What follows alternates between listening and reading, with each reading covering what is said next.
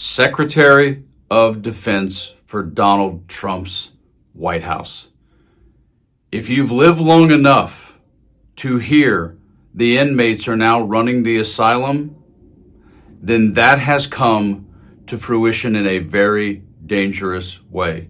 With this choice of Pete Hegseth, who's a former military vet, combat vet, going to be appointed to run a department for which he is not remotely qualified and is exceptionally dangerous in this breaking story. And on top of that, it's ironically his attitude towards veterans and VA benefits, which has many people stunned today, regardless of the fact that he's not qualified to do this job.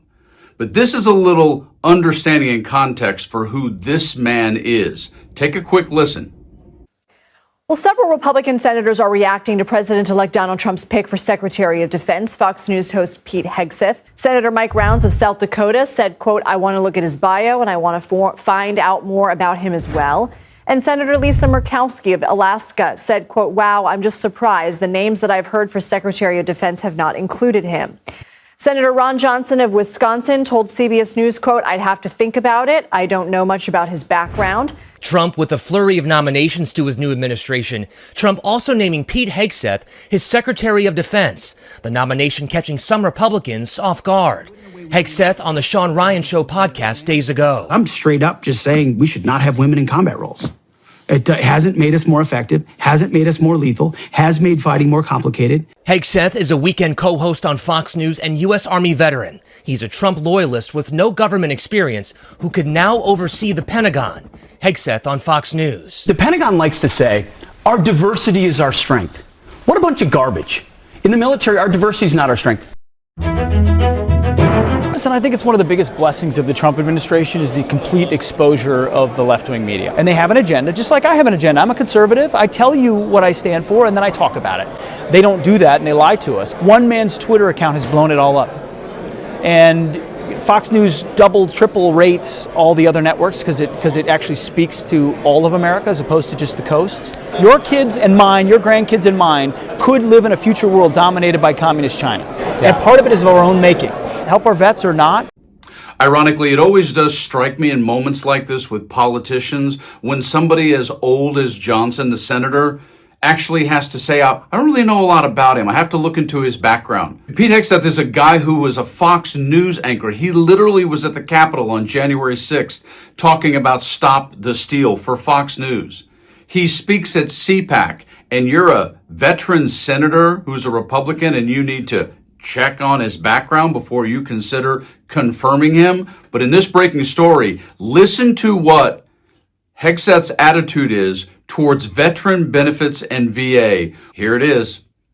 Here's the hospital you use within this radius, and you get this doctor, as opposed to empowering the individual to say, I've got a knee issue. Dr. Jones down the street could help me with it, and the dollars could follow me to get that people address. Are still getting on lists to get to see their doctors? Unfortunately. Look at this. Veterans granted disability compensation. If you compare after World War II, 1.5 million veterans, 2017, 4.5 million veterans. This is a really complicated discussion. This is about disability ratings, which isn't always necessarily tied to health care, but the idea that the health care you get is about service-connected disabilities. So if you go to war and you get injured, we'll take care of you. So when you come home, they try to rate how disabled you are, and that's how much care you get. Well, I could be rated for 50% right now if I wanted to be. I mean, just to have a totally, and vets know this out there, I could do ear and ankle and knee and back. Because it's proportional, Because right? it's proportional for different injuries that you have. Groups out there, vets groups mostly, encourage vets to apply for every government benefit they can ever get after they leave the service. Because, well, why not, right? The government's giving it out. To me, the ethos of service is I serve my country because I love my country, and I'm going to come home and start the next chapter of my life. And if I've got a chronic condition, mental, physical, otherwise, the government better be there for me. But otherwise, I don't want to be dependent if I don't have to be. You got to have personal integrity. And right now, a lot of groups are convincing vets to give, get, take more from the system as opposed to just what you need for the service you gave. And you compare when all this country talks about is be all you can be and be a patriot, but this is what this guy is likely going to push for in terms of diminishing how veterans are treated when they come home.